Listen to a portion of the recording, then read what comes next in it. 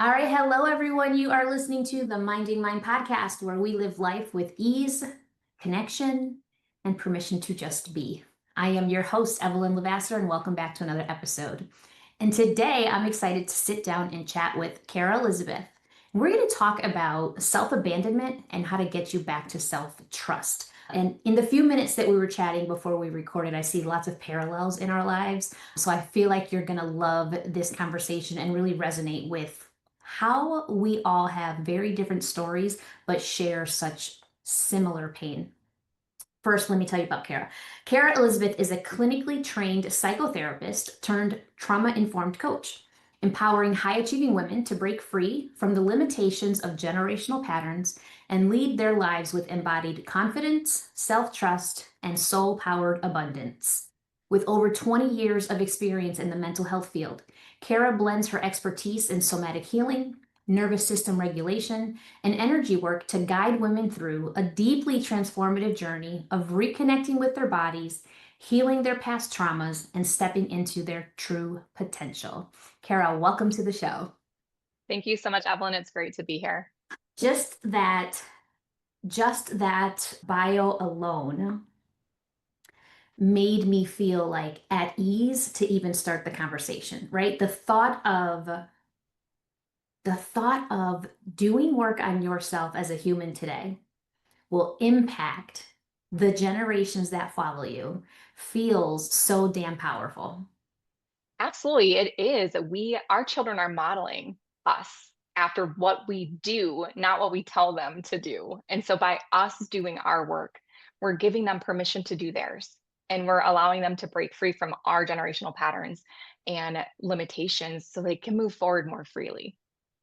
So much. Yes, so much. Yes. I love thinking about when I parent my daughters, right? Like a lot of people think that parenting and teaching children is about the conversations that you have. And I think that, yeah, they learn things when we chat. And I ask a lot of questions. I'm more curious and guide them to their own answers rather than giving advice. I don't do that. But more important than hearing what I say, they watch me live. Yes. And that's where they're learning the lessons. They see what it is like. Mommy has boundaries, not because she said this is a boundary, because look what she does when she needs time for herself. Look what she does when she needs a little bit of quiet. Look how she talks to me when maybe I crossed the line, right? So everything that they learn is by watching me be me. Absolutely. Absolutely. And that helps them know how to take the action rather than you just saying, do this. Then they don't see how to do it. They don't know how to apply it, but you show them how to apply it. And that's beautiful. Yeah, and I love that. I feel like removing the I have completely removed the idea for myself that parenting is about molding your children to be someone, and just instead embraced this way of thinking of parenting is nurturing who they already are and helping them connect with themselves way more.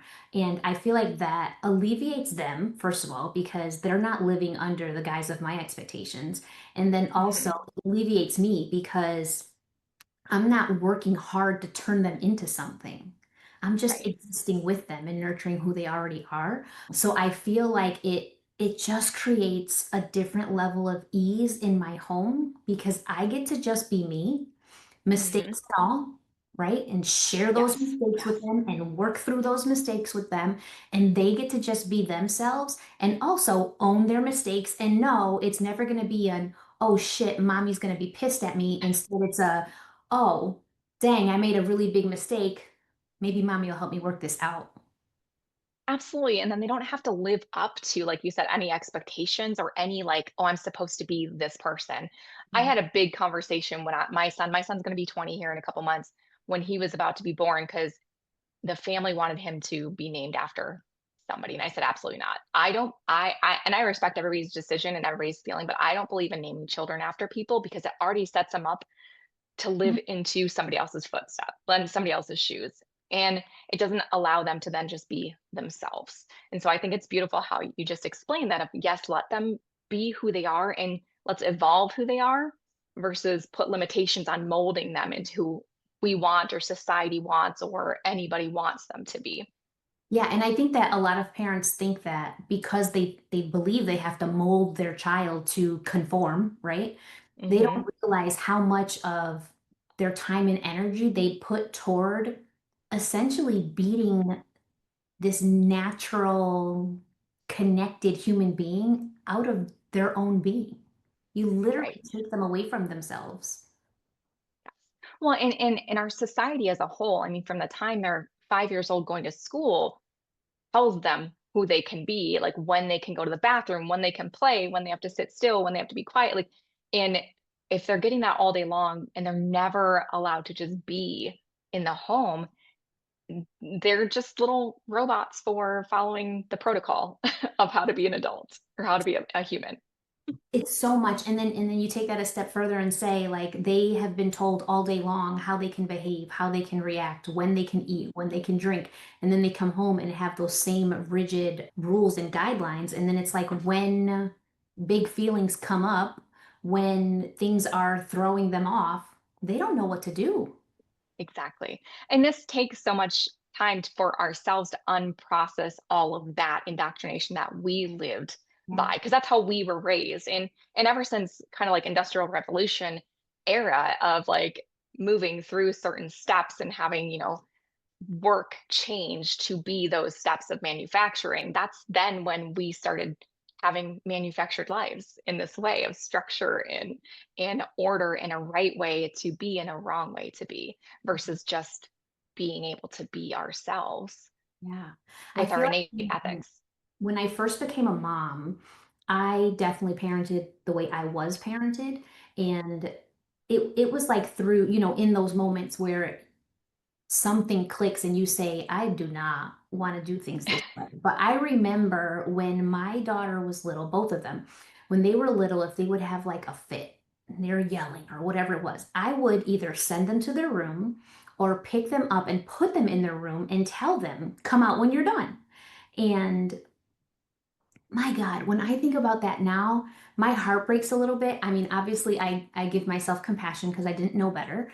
But it's when Mhm. I learned better, I started to see how much, as an adult, I couldn't express what I was feeling. I couldn't let somebody hold space for me because I learned, like I taught my kids, that their feelings were kind of an annoyance and I didn't have the Mhm. space to hold for their feelings and that you only do that in private and you don't show when you're feeling, I don't know, maybe weak or whatever. So, Mhm.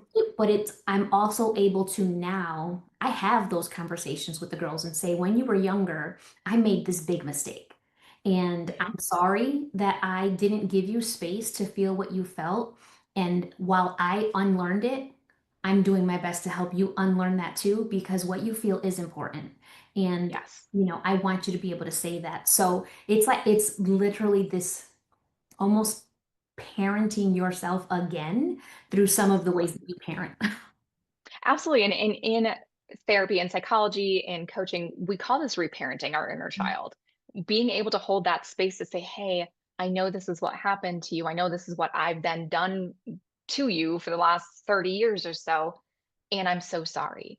And it's okay for you, little one within me, to have these big emotions. I know you're scared and I know you don't trust me right now, which is why you're acting up.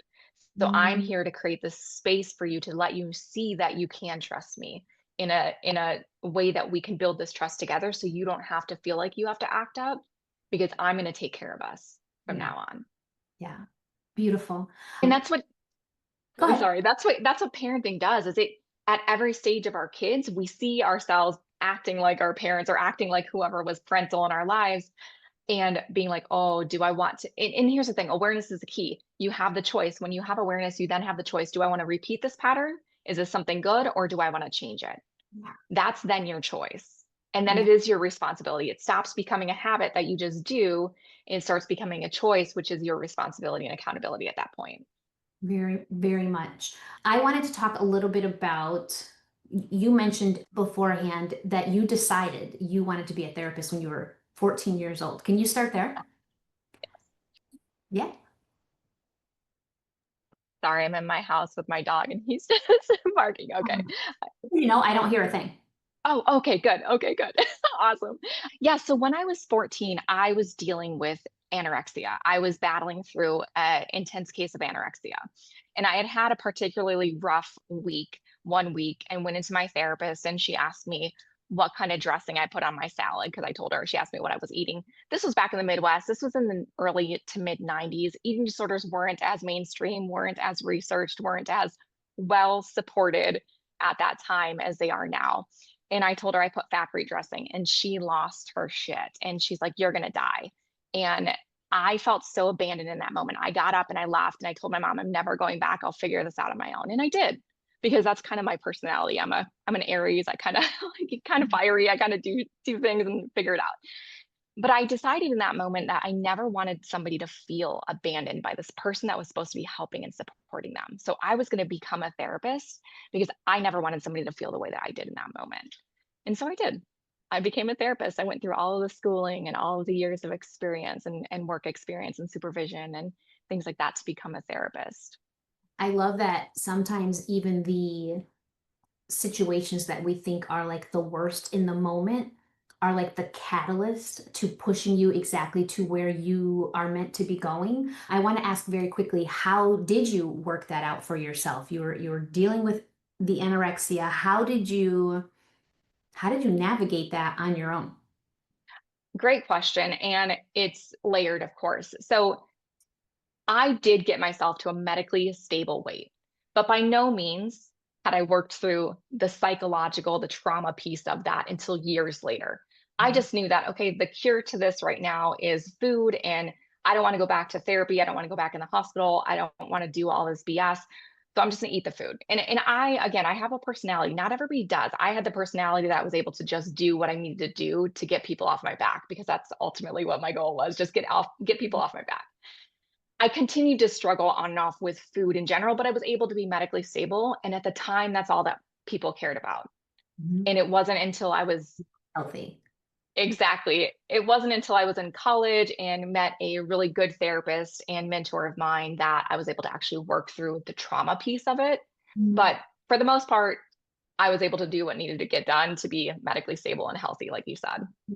How do you think that that shaped the type of therapist that you became? And I mean, in the sense of you didn't want people to feel the way that you were made to feel. You worked out quite a bit of it on your own, at least the physical piece, not the mental, emotional piece. And then you found somebody who was able to help you dig deeper. How do you think that that shaped like the all-encompassing part of the therapist that you were?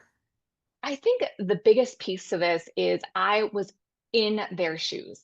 I understood what my clients were feeling and the layered approach to it. And I was able to kind of see through the the bullshit that they were giving me sometimes to say, oh, I'm doing all the things. Okay, you might be doing all the things to be physically healthy, but Mhm. you're not emotionally. There's a depth to that that I had firsthand experience with, which a lot of therapists do because we become therapists for a reason. And there are also a lot of therapists who have never been to therapy before. Maybe their family members had worked through something and so they decided, but I had been on the couch. I had been in that position before. So I had that in depth inside look at what it takes to move through an eating disorder, to move through trauma. And it just gave me a depth to the work that I do. Do you feel like, or I mean, obviously you can speak to this as far as practice goes, but when we talk about like trauma recovery, is this something that you will carry forever and know that it could be re-triggered? Or is there a point where you get to feeling like this no longer hurts me? I'm okay. Both and what I've learned in my years of personal movement through trauma as well as therapy is we're never complete. Our work is never complete. We just continue to dig deeper in the layers. We continue to peel back more and more layers the older we get. So my son is, like I said, about to be 20. When he turned 18 and I had to stop so actively parenting because he had a voice of his own, that was very hard. That was triggering for me on a deeper layer of control that I thought I had worked through because I had, done this, but then you have to like release even more control. So we are never completely done. And I still go back to therapy from time to time. And I still have people that support me from time to time because until the day we take our last breath, we are still a work in progress. There is no perfection. There is no done. There is no finish line that we're getting to. We're just continuing to be aware. And it doesn't impact me as emotionally because I'm aware of it. Because I've been through the process of peeling back enough layers to be like, oh, this is what's getting activated. Let me do some work, or maybe I need some support. Maybe I need to go back to therapy for a little bit, like, or coaching. And I have those resources and I have the trust in myself to seek out those resources when I need them. I love that so much because I also am of the mindset that I want to forever be learning. I want to forever be reconnecting and digging. And I also think that a lot of people fear that inner work because it hurts, right? And it is Abs- painful. But I will also Absolutely. say, like, through the pain is the most beautiful connection and relationship with you. Absolutely. And we can't know joy without knowing loss and pain. Like it's a spectrum. When we numb out the pain, we also numb out the joy for life. And so if we want to feel the joy and the excitement and the elation and all the positive, we also have to be willing to move through the pain. Because we don't just numb out one emotion, we end up numbing out all of them if we Yeah. do that. I think it's a little bit freeing for me to also think about the fact that all emotion is temporary. Yes. Like, even if I am incredibly excited right now, in a couple hours, I could just be neutral, and that's Yeah. fine. The same way, if I am angry or sad or hurt, it's also going to pass, and that's the constant. Yes, absolutely. And I think it's so important also just to continue to say, and something I tell my clients all the time is it's so painful right now because you're dealing with years of emotions that you've not dealt with. Once we can peel back most of those and you can just deal with the everyday emotions, they're not as activating because you're not triggering and activating all of that years of pent up emotions. You're just dealing with what's here and now. And it's so much more manageable when we're not continuing to hold on to decades of emotions in our body. And I think that the other part of that is that we have a lifetime of training mentally and emotionally, and like these stories that we create for every situation and that we create about ourselves. If my parents were very loving and very focused on physical safety, but that didn't leave Mhm. a whole lot of room for mental emotional safety. So even though I always knew I was loved, I didn't always feel seen. My feelings weren't important, right? So I Yes. carried this story with me that my feelings were an annoyance. My feelings made me weak. Vulnerability made me weak, right? Mhm. So Yeah. anytime I had a situation come up in life that was like heavy or that made me feel like I wanted to break down, I couldn't even Mhm. allow myself to cry because on top of the tears would come judgment and shame for feeling those very things. So I feel like Yes. now today where I can say, I know that feeling is temporary, but also I can give myself permission to feel it without the criticism and without the judgment or that heartless tone that I used to use with myself. It just Yes. makes life like, it is a terrible situation. It is heartbreaking, but it no longer breaks me. Yes, absolutely. Absolutely. It's beautiful. And I grew up in the Midwest and I don't know how much you know about the Midwest, but we just like to push everything under that rug, like not talk about anything. Like we are highly emotional individuals, but like we don't talk about much. So when I became a therapist, that was my whole family was like, like I'm the weird one in the family to become a therapist. Now I had moved out to the Midwest or out to the West Coast already, but it's indoctrinated belief. Like, and I'm like, I'm done. I don't want to do this anymore. I don't want to do this. And there was a situation when my son was 4 and he was crying in the bathroom because that tends to be where, I don't know, small spaces make it easier to have big emotions sometimes. And I went in there, I said, "Hey, buddy, what's going on?" He's like, "It's okay for me to sit here and cry for a little bit." And I'm like, "You are absolutely right. You are absolutely right. Let mommy know when you want me to come in." Because it's letting kids know that it's okay to feel those big emotions and letting them know that they're safe to have that. And even if they don't know what they're feeling, because like you said, we don't always know what we're feeling either. to Exactly. be able to release that emotion is an energetic release in the body. It's a somatic release in the body. And then he didn't have to carry that, Mhm. whatever it might have been. Yeah, I had to learn the hard way too. I remember one specific example when I was like really irritated with something. I was real snappy with the kids. It was one of those days where I was not patient. Everything was irritating me and I was just snapping, okay? And this was before I even allowed myself to have real feelings. And my Mhm. youngest, my she's my fiery, very, very at 13 years old, incredibly self-reflective, Mhm. but had to be around 5 or 6. And Mhm. I snapped about something, and then she snapped back at me, and I went at her. And her immediate, today it is funny. In that moment, in the Evelyn who couldn't handle feelings was like ready to tear the world apart. But she looked right at me and she go, "Oh, I see what's going on here. You're allowed your big feelings, but I'm not." I love her. Yes, it's funny now, and I can imagine how not funny it was in that moment, but like, you go, girl. Like, even then, not aware of your big feelings, you were teaching her to be aware of her big feelings. And how beautiful is that? Like, and she gave it back, and it was what you needed to hear. It was the medicine you needed to hear. And I feel like also that was like the beginning of my journey, recognizing that raising strong women who question everything and learn to connect with themselves mean they're actually going to be questioning me quite a bit too. So, Exactly. okay, so we talked about how you went into therapy. How long did you practice? I was in the traditional mental health field for about 20 years. I had had my private practice for about 5 years towards the end of it, but What is a culmination. what does a day in the life look like? Were you in person? Were you Zoom? I mean, So I was in person. I chose to end my career as a psychotherapist in at the end of 2020. And that had honestly been decided in 2019. And so the pandemic just showed me what was going to come next, which was this introduction. Like, we were not allowed to do virtual therapy before the pandemic. That was not allowed. It was not billable by insurance companies for the majority of the time. So the pandemic really did open up a whole new way to support clients, which was beautiful. But it was in person, and like I said, I had a private group practice, so I got to set my own hours and do that sort of thing.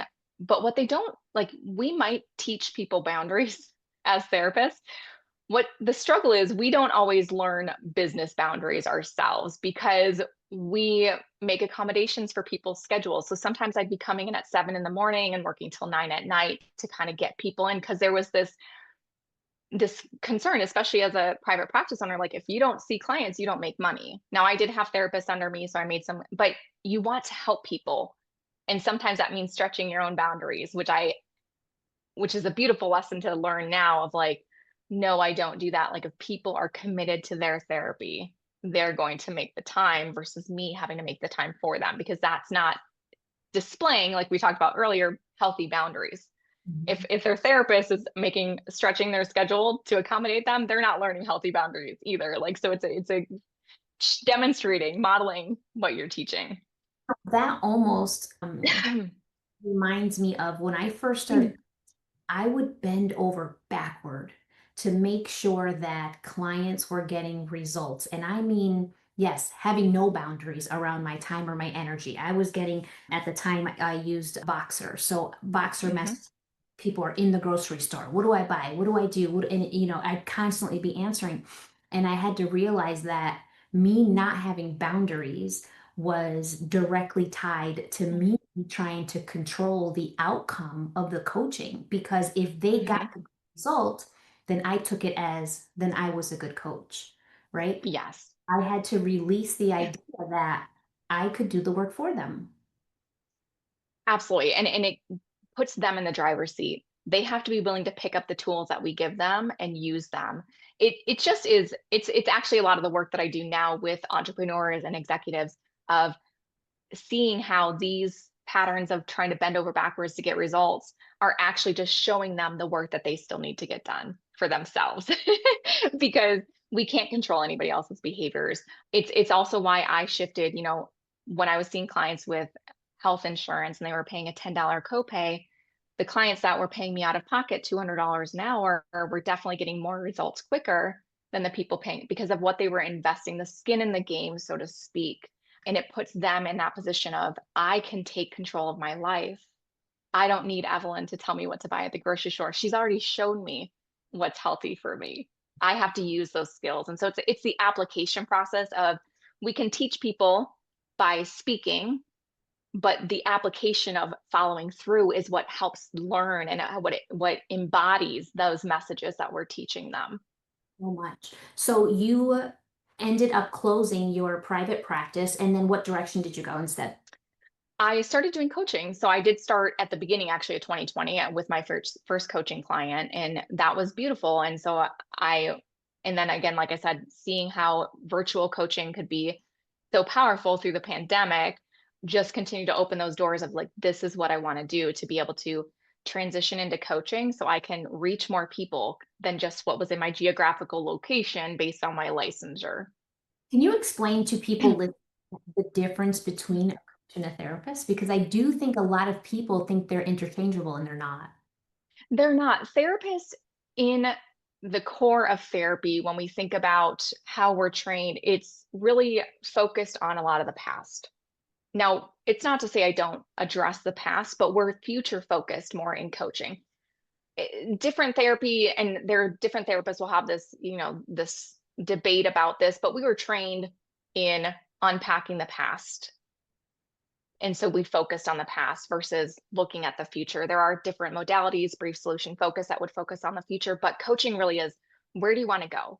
So I look at people, where are you now? Where do you want to go? Where's the gap here?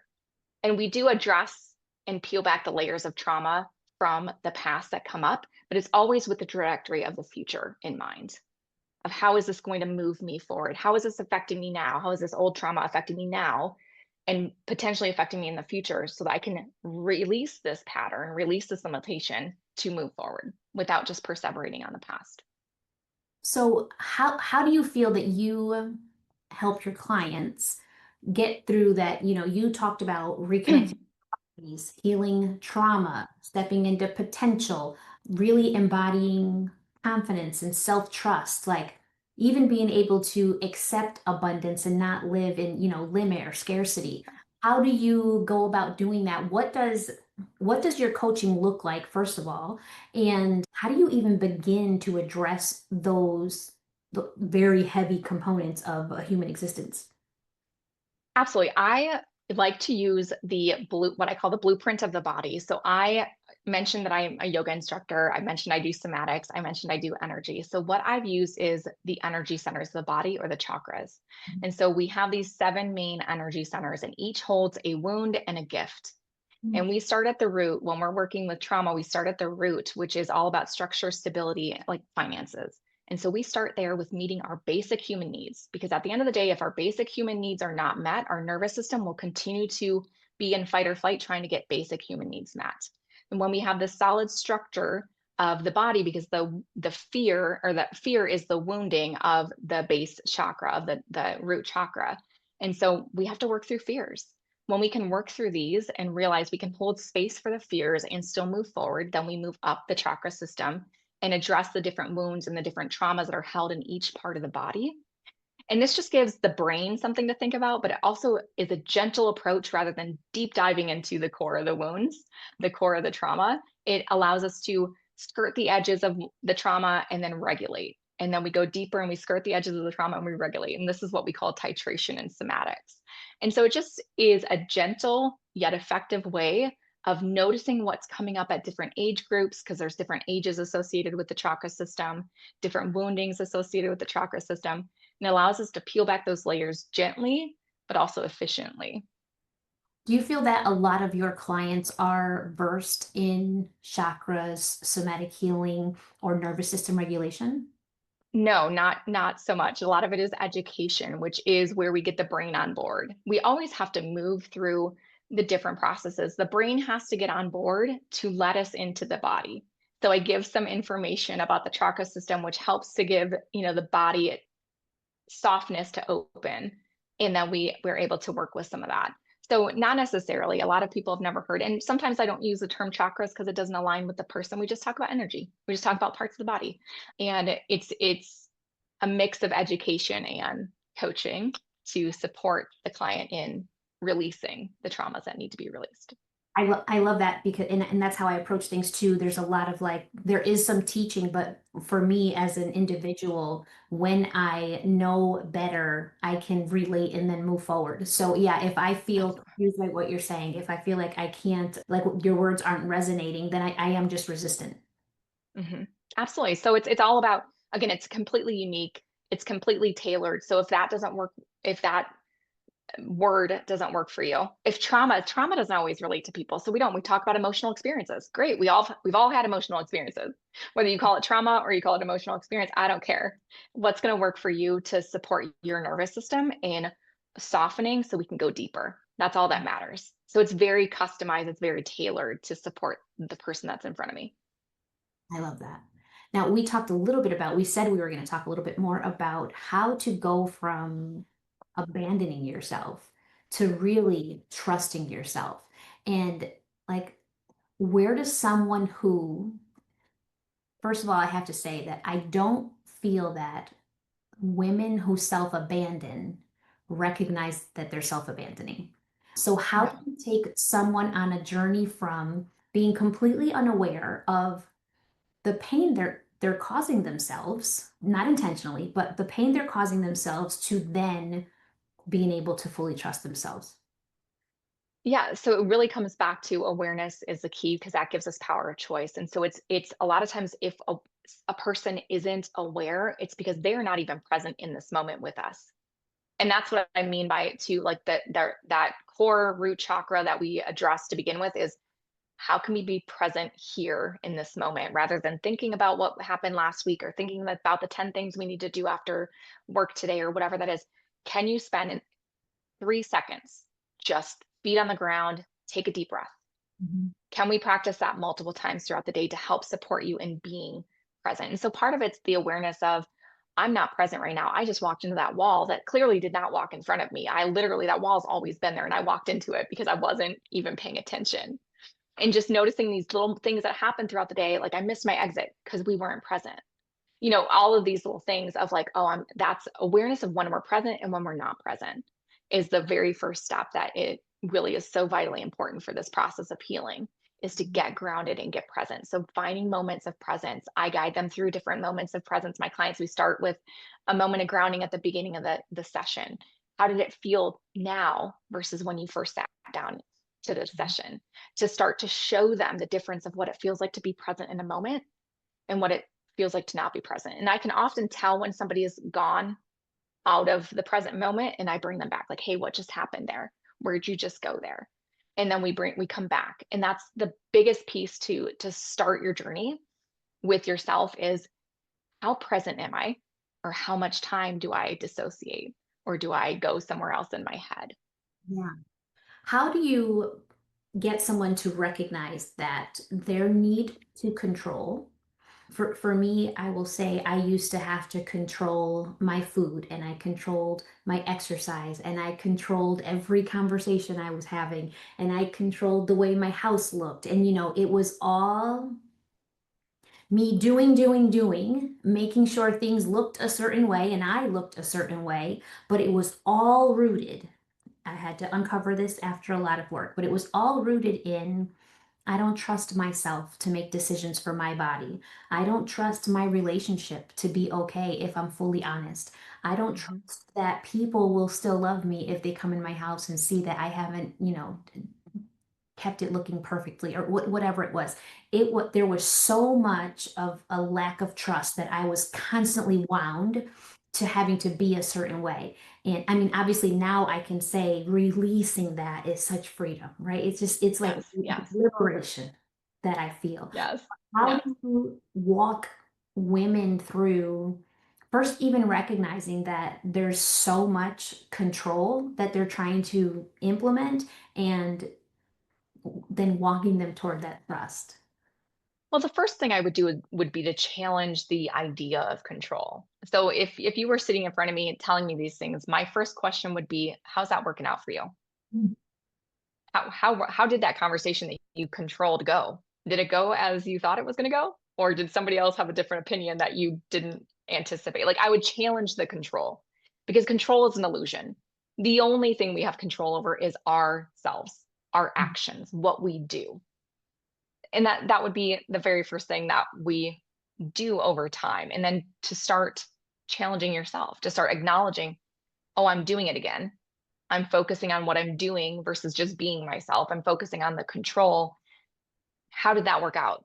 Because oftentimes we'll get angry, and that's a really good indication. If somebody comes in piping hot, like venting about how, this didn't go as planned. Well, the plan was your control, and you were trying to control an outcome that you had zero control over. Like it was kind of absurd to think you could because other people are involved. It's a similar conversation to the parenting conversation we had at the start. We can't control another human being, even if they're little children. Like they have their own mind and they have their own way of thinking and doing things. And we have to, by trying to control that, it's just our nervous system trying to stay safe. And it's having that grace for ourselves too. Our control is just our nervous system trying to stay safe. But am I really in danger? Is there anything that controlling the situation or not controlling it is what's going to happen? There's not like a woolly mammoth coming after me to eat me. There's not like I'm not in actual danger. It's a perception of danger. So it's unpacking the perception of danger. It's unpacking where those behaviors started. When you are feeling the threat of danger and trying to control a situation, is that familiar? When do you remember the first time you felt that way? And this is where we move into somatics. Like, when was the first time? Let's unpack where this really stems from. Are you repeating a pattern that you saw your own parents do? Because oftentimes control is passed down generationally, where we are taught that. And it's like, oh, okay, so I don't have to be this way. And noticing how is it affecting your relationships? Well, when we try to control people, they generally don't like it. So then they end up getting angry or they end up leaving and we don't know why. Well, you weren't letting them be themselves. Mhm. And so it's starting to just really unpack the illusion of control and how it's affecting their life in this moment and what they really have control over. Yeah. I think something that helps me too is just recognizing or asking myself in the moments that I feel that little bit of fear and feel like that control starting to come back. Mhm. I can walk myself through saying, like, what is the worst case scenario? If this Yes. really goes to shit and falls apart, like, what is going to happen, right? And Yeah. the majority of the time, I can just get myself to the place of saying, this horrible thing can happen, but also something great can happen too. And isn't it better to believe in that? So it Absolutely. helps me to like focus a little bit on that positive And aspect. that demonstrates the work that you've done because somebody who is so in the trauma response of control, they're so afraid of the unknown. It's so hard to step out. So we have to nurture that inner child. We have to nurture that piece. We have to slowly step into that to get to that point of being able to like, the worst case is here, but the best case is here. And the reality is probably somewhere in the middle and it's good. So let me take that. But it really takes that grounding. It really takes that inner child nurturance. It really takes that, like, I'd rather try this unknown than this known of being scared and controlled and all of that sucks. Mhm. It's familiar. My body knows what to do with that. It puts me into fight or flight. It puts me into shutdown, but I don't want to live like that anymore. So the desire to live differently has to outweigh the nervous system's desire to be safe. So much. Kara, what does living in self-trust look like for you? It looks like making decisions that scare the hell out of me, but trusting and knowing that I'm going to get myself through them. So like I'm in the middle of selling my house and you know, I'm going to go overseas for a while. I'm going to go live overseas. I'm like, I have no idea what that looks like. I have no idea how this is going to work out, but I'm so excited and allowing myself to knowing that fear and excitement can coexist together. And Mhm. so self-trust is really this is what feels so good to me and so exciting to me. And yes, fearful and I have zero idea. I don't have a real plan, but I know I can figure it out. Mhm. I've figured out every single thing up until this point in my life. I've figured out. I can figure this out too. I I love self-trust for me is very, very similar, but it is just that no matter what I'm faced with, no, it doesn't matter what I'm faced with, I'm okay. Yes. That's Yes. it right there. Like I'm okay. Mhm. I'll be good. Yep. Things are going to hurt. Things are going to make me excited. Things are going to be painful. Things are going to change constantly. And through it all, I'm okay. Yeah, absolutely. I got me. And that's confidence. That's self-trust and that self-confidence. Like, I got me. I can do this. I love it.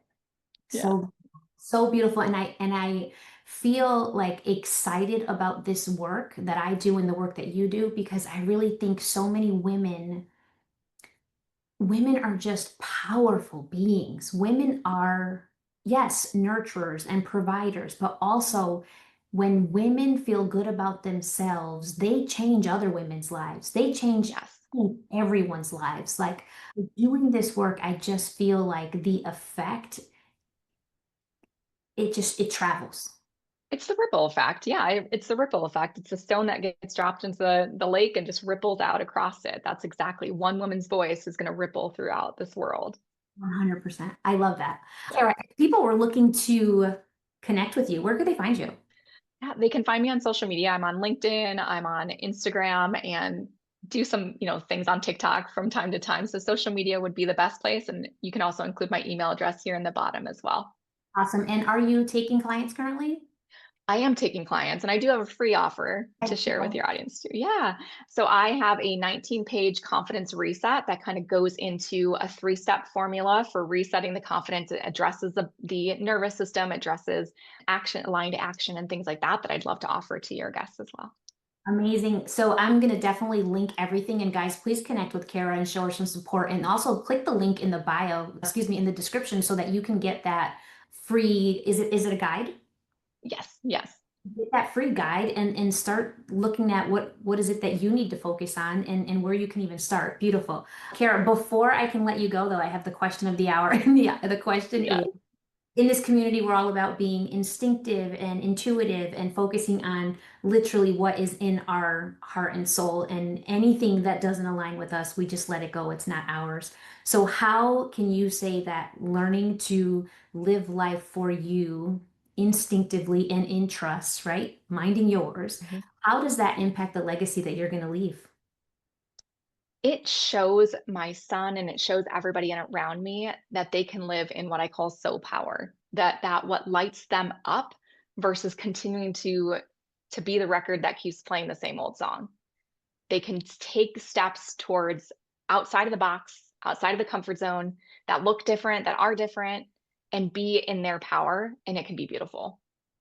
I love that so much. I love that so much. Just a world of people living the way that they choose to and being fully accepting in it. Exactly. Yeah. Exactly. Carah, thank you so much for sharing your heart with us today. Guys, please make sure to support Carah and reach out to her. Thank you, everyone else, for joining the two of us for another episode of Minding Mine. And if this episode resonated with you, please comment, rate, and review the podcast. You know that your feedback helps me grow. And until next time, I want you to go live your life on your terms and mind your business. We will catch you in the next episode.